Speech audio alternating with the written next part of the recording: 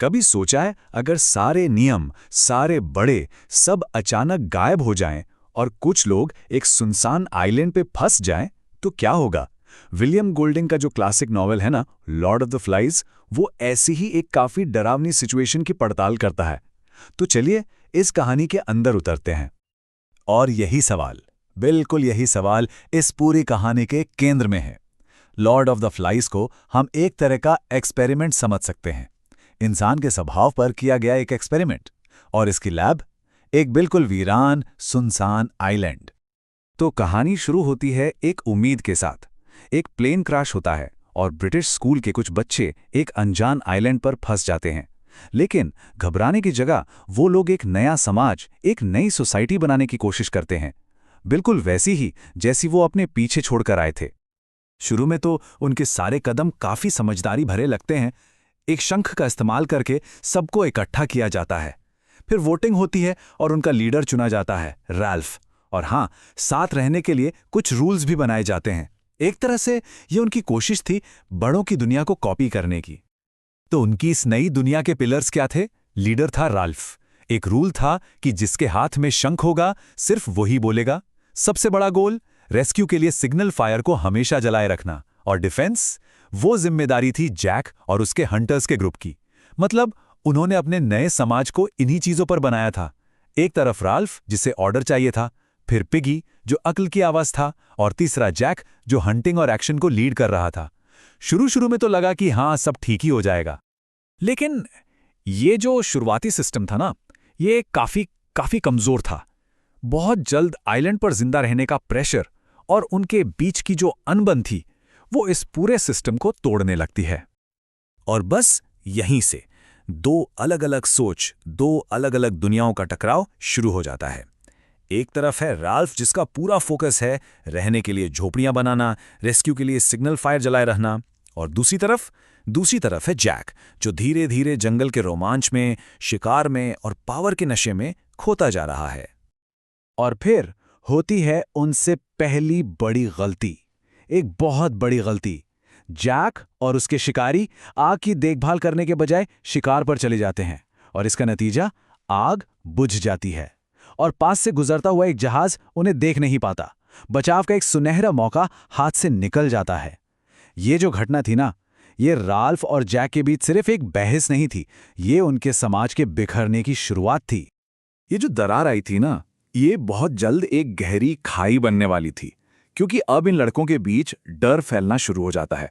एक ऐसा डर जो धीरे धीरे एक भयानक, एक मॉन्स्टर जैसा रूप ले लेता है। तो उस बीस्टी का क्या, जो जंगल में है? ये बात शुरू होती है छोटे बच्चों के बुरे सपनों से, लेकिन देखते ही देखते पूरे ग्रुप में फैल जाती है।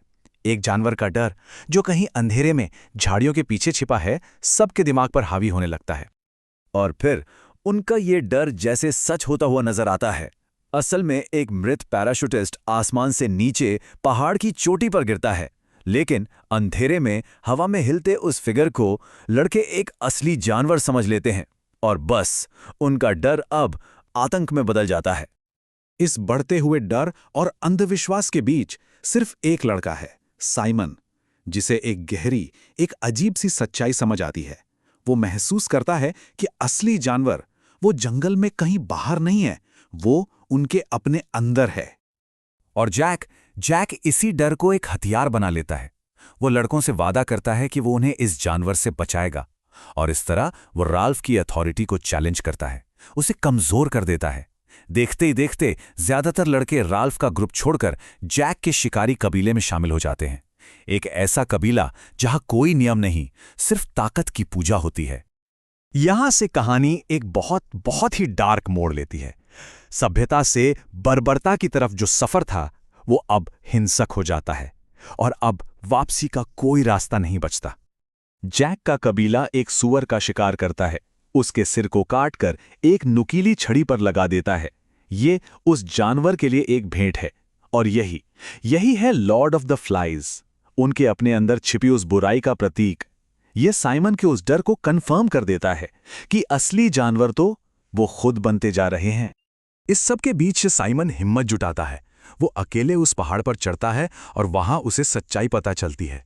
वो देखता है कि जिसे वो जानवर समझ रहे थे वो तो बस एक मृत पैराशूटिस्ट है, कोई मॉन्स्टर, कोई राक्षस है ही नहीं। लेकिन लेकिन जब साइमन ये सच बताने के लिए नीचे आता है, तब तक बहुत देर हो चुकी होती है। जैक के कबीले के लड़के आग के चारों तरफ एक पागलों जैसा नाच कर रहे होते हैं, और उस जोश, उस पागलपन में वो साइमन को ही जानवर समझ लेते हैं और उसकी बेरहमी से हत्या कर देते हैं।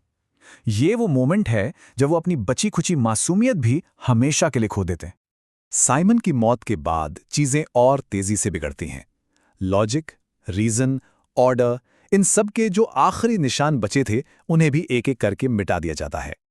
इसके बाद तो जैसे सब कुछ बिखर जाता है। जैक का कबीला आग जलाने के लिए पिगी का चश्मा चुरा लेता है। जब राल्फ और पिगी उसे वापस मांगने जाते हैं तो रॉजर नाम का एक लड़का ऊपर से एक बहुत बड़ा पत्थर लुढ़का देता है। वो पत्थर सीधा पिगी को लगता है, उसकी जान ले लेता है और उस शंख को भी चकनाचूर कर देता है। और शंख का टूटना ये सिर्फ एक चीज का टूटना नहीं था, ये एक सिंबल था, कानून और व्यवस्था का, अनुशासन का, सभ्यता का आखिरी निशान अब खत्म हो चुका था। अब कोई नियम नहीं बचे थे, कुछ नहीं। अब राल्फ बिल्कुल अकेला है और पूरा का पूरा कबीला एक जानवर की तरह उसका शिकार कर रहा है। उसे जंगल से बाहर निकालने की धुन में वो उस पूरे आइलैंड को ही आग लगा देते हैं, वही आइलैंड जो उनका एकमात्र घर था।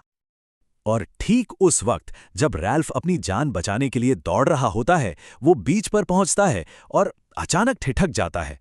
उसके सामने एक ब्रिटिश नेवल ऑफिसर खड़ा है। विडंबना देखिए, जिस आग से वो उसे मारने वाले थे उसी आग ने उनकी जान बचा ली। उस आग के धुएं ने एक जहाज का ध्यान खींच लिया था। उस ऑफिसर के जो लफ्ज हैं ना, उनमें एक अजीब सा तंज है। उसे इस बात से निराशा होती है कि ब्रिटिश लड़कों का एक ग्रुप इतना बुरा हाल कर सकता है। उसे इस बात का जरा भी अंदाजा नहीं कि उस आइलैंड पर असल में कितनी भयानक चीजें हुई हैं। और यहीं कहानी हमें इस एक सवाल के साथ छोड़ जाती है।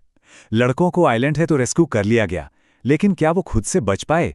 क्या वो उस अंधेरे से कभी बच पाएंगे जो उन्होंने अपने ही अंदर देखा है, अपने ही अंदर पैदा किया है?